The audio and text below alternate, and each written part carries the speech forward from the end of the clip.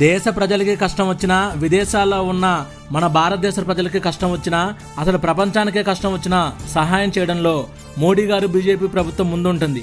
దీనికి ఎగ్జాంపుల్సే 2015లో ఉమెన్లో భారత పౌరుల భద్రత కోసం చేపట్టిన ఆపరేషన్ రాహత్, నేపాల్లో ఉన్న భారతీయుల కోసం ఆపరేషన్ మైత్రి, 2020లో ప్రపంచం మొత్తాన్ని కరోనా నుండి కాపాడడానికి వందే భారత్ మిషన్, 2021లో ఆఫ్ఘనిస్తాన్లోని భారత ప్రజల్ని రక్షించడం కోసం ఆపరేషన్ దేవీ శక్తి, 2022లో ఉక్రెయిన్లోని భారతీయుల కోసం ఆపరేషన్ గంగా, 2023లో సుడాన్లోని భారతీయుల కోసం ఆపరేషన్ కావేరి, 2024లో హైతీలోని భారతీయుల కోసం ఆపరేషన్ ఇంద్రావతి.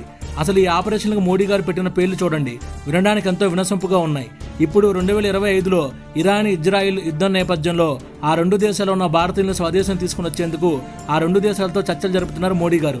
ఎవరు కంగారు పడవద్దు, మోడీ గారి మీద నమ్మకం ఉంచండి. ఇరాన్ ఇజ్రాయిల్లో ఉన్న భారతీయులను సురక్షితంగా మోడీ గారు తీసుకుని వస్తారు.